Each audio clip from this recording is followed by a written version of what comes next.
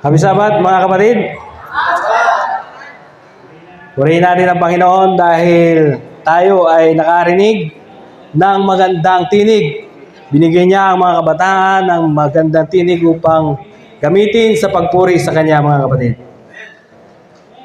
Sa basta talaga ang aking pong nararamdaman ay grabing kaba. Ayan mga kapatid, siguro ko lahat ng nakatayo dito ay nararamdaman yung ganitong sitwasyon. Subalit, tayo ay naniniwala na ang Panginoong Diyos ang siyang mangunguna sa atin at hindi naman ang ating sarili.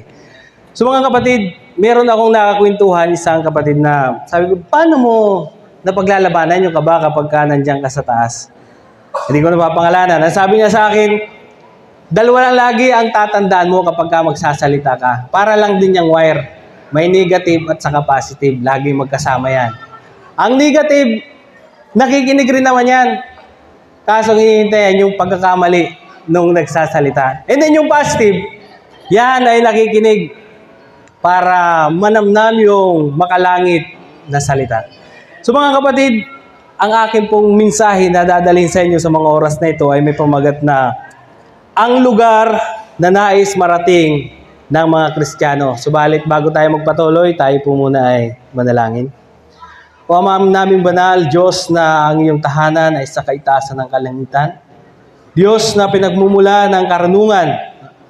Ama, sa mga oras na ito, amin pong hinihingi ang pakikisama ng iyong Santong Espiritu na siya ang mangusap sa aming mga puso at isipan upang mas lalo po naming maunawaan ang mensahe pong nais mong iparating sa bawat isa amin. Panginoon, kung ang bawat isa ay nasumpungan mo na kami ay nagkasala, kami Ama ay iyong patawarin upang kami maging karapat-dapat sa iyong harapan. Ito po ang aming dalangin sa pangalan ni Jesus. Amen. Yan mga kapatid, ipagpatuloy ko yung kwento ko kanina. Ang sabi ko naman dito sa kapatid na nagsabi sa akin, okay lang naman pala. Maski yung positive or negative, parehas naman silang nakikinig. Yan. Ang kinakatakutan ko lang kung mangyari, ay kung yung mga kapatid na nandito sa loob ay sabay-sabay matulog habang ako ay nagsasalita. Yan ang nakakatakot mga kapatid. Subalit alam ko naman na kakaunti lang ang mga sumusubaybay sa tambalang tanggol at bubbles. So ayan mga kapatid, hindi na pupuyat. So sabi sa akin ni Brother Reyes nung nakaraan, sige brother, ano pa ako ang aking isisir mo? Hindi ko alam. Ang sabi niya, ay magkwento ka na lang kaya nung lugar na mga pinuntahan nyo nung kayo ay umalis. Ay sabi ko, kung yun ang gagawin ko brother, abutin tayo hanggang linggo ng umaga. Dahil talagang grabe po yung aming pinuntahan. Pumunta kami sa Baguio, subalit inabot kami ng 27 oras sa aming biyahe. So hindi ko malaman kung bakit ganun katagal. Siguro ko dun sa motor, pero wala naman sira yung dala kong motor.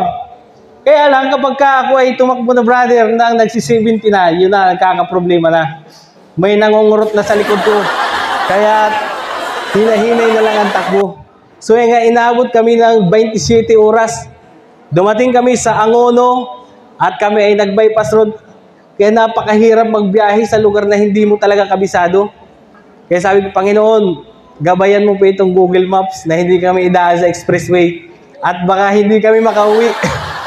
At baka kuma-impound pa yung motor namin dala. So sa awa ng Panginoon, kapag ka sinabi ng Google Map, pakalampas mo ng 100 metro, bagyang lumigo ka sa kanan, kaliwa, kanan. So yun, sinunod ko lang mga kapatid. Kaya purihin ng Panginoon dahil meron tayong mga ganyang technology sa panahon ngayon na nagagamit natin sa pagbiyahe. So mga kapatid, napakasaya sa karanasan ang makapunta ka dun sa isang lugar na hindi mo pa nararating. So tayong lahat, maging mayaman ka man or mahirap, meron tayong mga travel goals na pinapangarap na mapuntahan. So yan, isa sa mga pangarap namin mapuntahan ay ang Baguio City kasi nagtataka ko kung ano ba ang meron doon, bakit ba malamig doon sa lugar na yon. So yun nga mga kapatid, pinagbigyan kami at kami ay nakarating. So ang pinakamasayang pangyayari, habang kami ay dumaraan sa mga borders ng paglampas namin ng Tarlac, Pampanga, ang saya sa pakiramdam kapag nakikita ko na dumaraan na kami sa papuntang Baguio. At kami ay nag-stay sa mga tarim. At nung kami nga ay pumunta na sa Baguio City, doon ko na nalaman na kaya pala malamig sa Baguio City dahil yung pala ang siting nasa himpapawid na. Sobrang taas ang syudad na nasa tuktok ng bundok. Ayan. So talagang kapag tayo ay pupunta doon sa lugar na yun, kailangan yung ating mga preno ay lagi nating i-check bago tayo pumunta. Kasi yung lusong, yung ahon kapag hindi kinaya ng iyong sasakyan, pwedeng mag-cause ng accident. Kaya mga kapatid, ayun, nung nakarating na kami doon, talagang sobrang lamig naman talaga, totoo naman talaga. At yung ulap, kapag kayo nagmumotor, talagang mararamdaman mo, dadaanan mo. So yun mga kapatid, isa sa pinakamasayang experience sa aming narating na lugar na hindi pa nararating. Ngayon, ang ating pag-aaralan ay ang lugar na hindi pa natin nararating lahat at alam na alam ko na gusto natin itong mga marating. Katulad ng binasa ng ating kapatid ay ang pag-aaralan natin ay patungkol sa bagong langit at bagong lupa na inanda ng ating Panginoon. So mga kapatid, sabi ko kay Brother Reyes, ang aking isa-sermon ka ako ay 5 minutes lang. Pero sabi sa akin, baka mabitin naman yung mga kapatid. Sige, daanin na lang natin sa kwento. Ayan. Kaya mga kapatid, huwag kayong mag-alala at maiksi lang ito. Ang sabi po dito, saan ba matatagpuan ang bagong langit at bagong lupa na hinanda ng Diyos? Meron bang lugar dito sa atin na banal na pwedeng hulugan itong bagong langit, bagong lupa?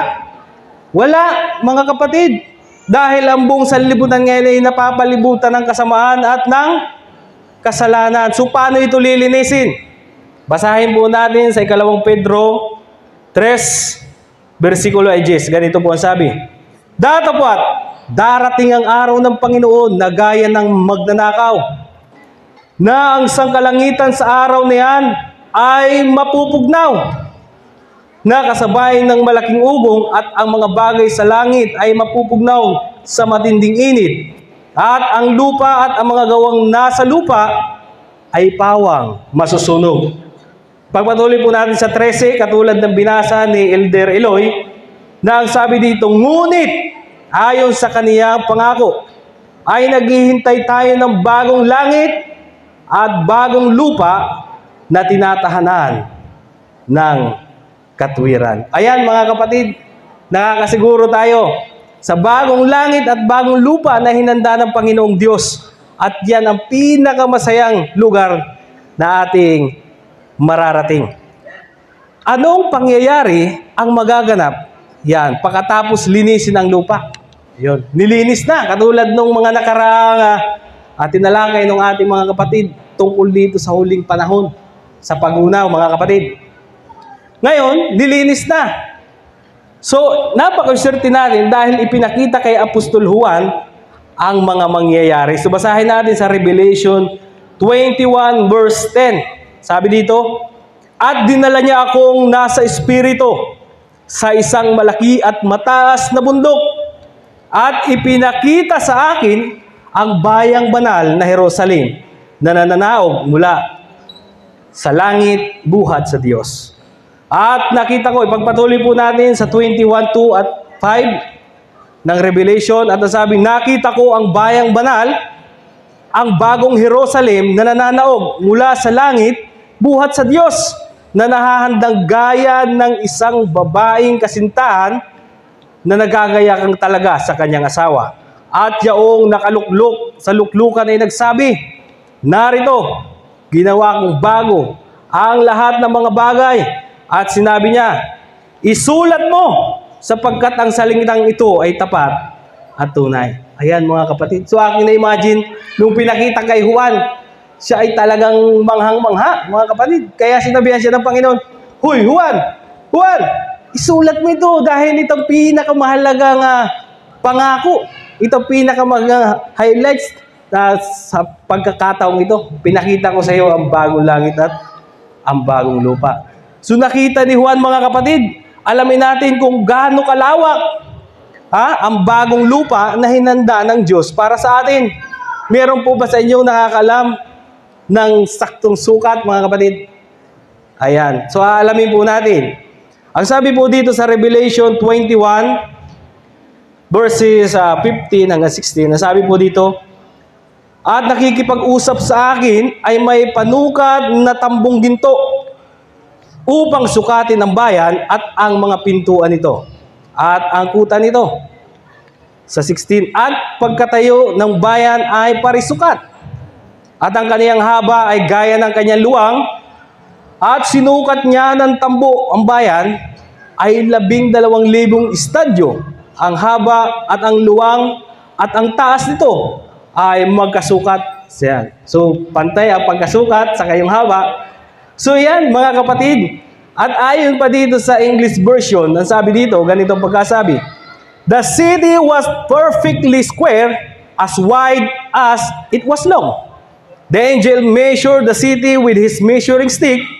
It was 1,500 miles long and was as wide and as high as it was long. So mga kapatid, talagang pantay na meron daw itong lawak na 1,500 miles yan kada sulok. At kung i-convert po natin ito sa kilometro, ay meron po siyang katumbas na 2,414 kilometers kada sulok. Yan mga kapatid. At sa kabuuan po nito ay meron pong laki na 5.83 million square kilometers. Ang bagong langit at bagong lupa na inihanda ng Panginoon. Pero ayon sa pag-aaral, dihamak na mas malaki pa yung pinakamaliit na kontinente ng daigdig. Mas malaki pa ang bansang Australia.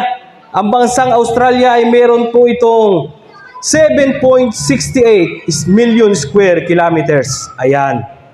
So, bahagyang maliit lang po ang bagong langit at bagong lupa.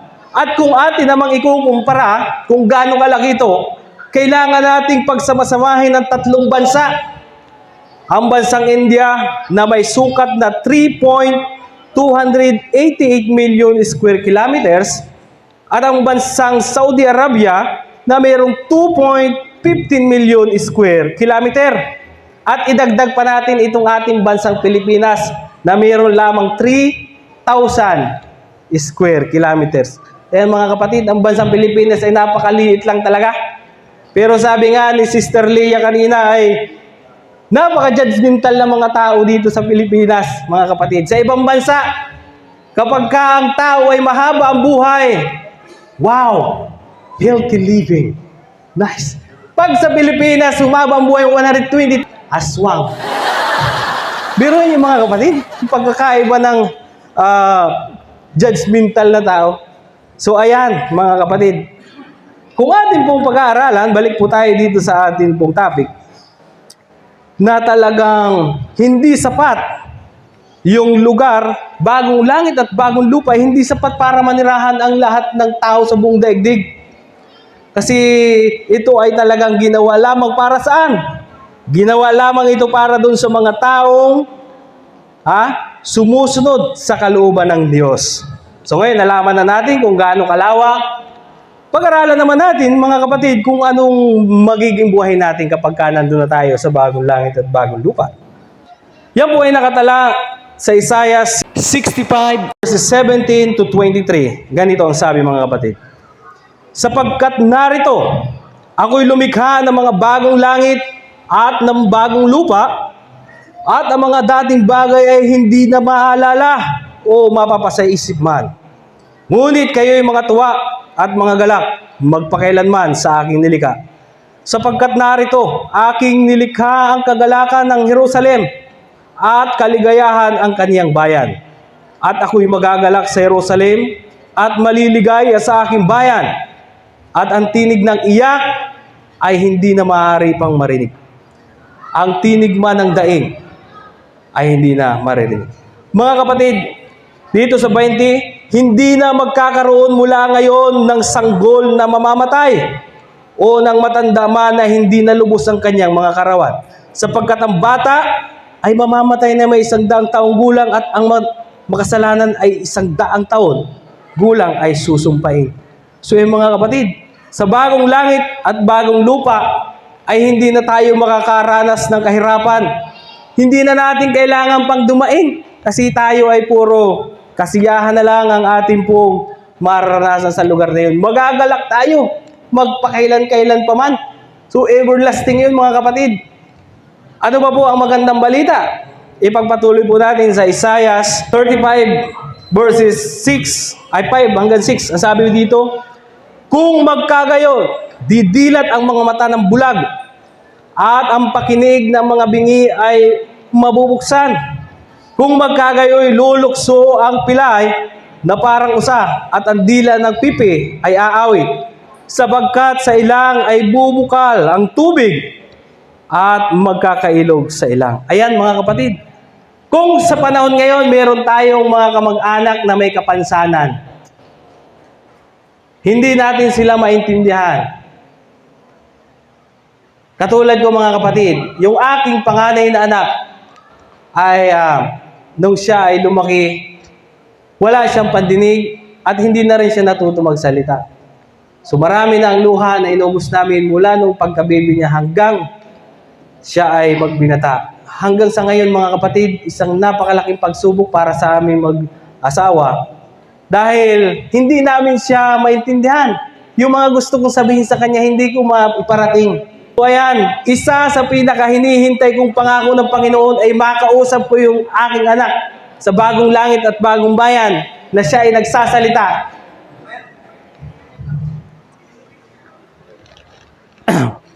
Mga kapatid, isa sa pinakamagandang pag-aaral, yung pangako ng Panginoong Diyos na kanya sinabi na ito ay tunay at tapat na kanya pang inulit kay Apostol Juan. So mga kapatid, ngayon pag-aralan natin kung ano yung hitsura talaga.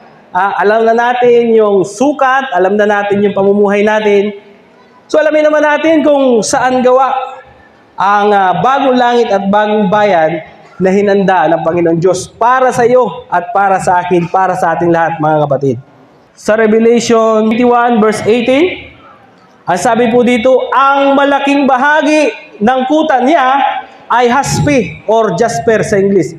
At ang bayan ay dalisay na ginto na katulad ng malinis na bubog. Ayan mga kapatid, napapaligiran daw ito ng haspe or English ay jasper. So nang aking tiningnan kung ano ibig sabihin ng jasper, napakaganda pala ng ibig sabihin ng pangalan ni Brother Jasper. Ayan. Ang meaning pala po ng jasper, signifying the appearance of God shining with the glory of God as the light of the New Jerusalem for the expression of God. Yan. Napakaganda ng meaning mga kapatid na talagang liwanag ng Panginoon ang siyang mag-iilaw sa palibot ng bagong Jerusalem. At ang ating aapakan ay hindi lamang granite na tiles or mga marmol. Ang sabi dito ay tayo. At ang bagong Jerusalem ay gawa saan? Gawa sa ginto. Ayan, napakahalaga mga kapatid. Alam nyo ba na ang ginto dito sa Pilipinas, ang 1 kilo ay nagkakahalaga ng 3,666,147 pesos per kilo. Ayan mga kapatid. Kaya pala napakaraming mga tao ang binubuwis ang kanilang mga buhay para lamang makakuha ng ginto. So naalala ko nung sikat pa yung Palanas, sikat na maraming ginto ang nakukuha, nagkaroon ng aksidente sa ilalim, na aksidenteng pagputok ng dinamita ay nabulwang at pinasok ng tubig. So napakarami ang mga namatay. Ganun kahalaga ang ginto. So ang sabi dito, ang ginto na yan ay tatapakan natin sa bagong langit at sa bagong bayan. So mga kapatid, ano pa? Yung mga masasakit na pangyayari, bagaman sabi ng iba, meron tayong mga kapamilya na hindi natin makakasama. Meron tayong mga pamilya na medyo matigas ang ulo na ayaw magpasakop sa Panginoon. Bagaman naniniwala sila ng Panginoong Diyos ay siyang nagligtas, pero hindi naman sila sumusunod. Subalit, ang sabi ng Panginoon, basahin natin sa Revelation 21 verse 4, at papahiran niya ang bawat luha sa kanilang mga mata at hindi na magkakaroon ng kamatayan, hindi na magkakaroon pa ng dalamhati o ng pananambitan man o ng hirap pa man. Ang mga bagay ng una ay naparam na. Yun mga kapatid, napakaganda. Hindi natin alam ang plano ng Diyos. Mas marunong siya kaysa sa atin. Kaya sabi ng iba, malungkot kaya doon sa bagong langit at bagong lupa. Kasi bakit? Wala na nag-aasawa. Wala nang ganyan-ganyan. Pero ang sabi ng Panginoong Diyos, mas marunong ka pa sa akin. Ang Panginoong Diyos ang nakakaalam kung paano tayo makakaramdam ng ligaya kapag nandun na tayo. Kaya yung mga sama ng loob natin, sakit ng pakiramdam natin at di natin nakasama yung ating kapamilya, papahirin niya ng Panginoong Diyos. Ang tanong, paano tayo magiging tagapagmana ng bayang ito? Ang banal na kasulatan po ang nagsasabi sa Revelation 21 verse 27, sabi po dito, hindi papasok doon sa anumang paraan ang anumang bagay na karumal-dumal o siyang gumagawa ng kasuklam-suklam at ng sinungaling. Sino lang daw po? Kundi yaon lamang ng mga nakasulat sa aklat ng buhay ng Kordero. Ayan, napakalinaw mga kapatid, na ang makakapasok lang doon ay yung mga nakasulat sa aklat ng buhay ng Kordero, ang Panginoong Hesukristo. Kaya marami nagsasabi, okay, nananampalataya ako sa Panginoong Hesus. Pero sapat na po ba yung maniwala ka sa hindi mo nakikita? Ang sabi ng Panginoong Hesus sa Mateo 7:21, hindi ang lahat ng tumatawag sa aking Panginoon ay papasok sa karanlan, kundi ang gumaganap ng kalooban ng aking Ama na nasa langit. Kaya mga kapatid, tayo ay manampalataya sa Panginoon at gawin natin ang kalooban ng Ama. At tayo ay magmamana ng bagong langit at bagong lupa. Pagpalain tayo sa mga oras nito at yan ang aking dalangin.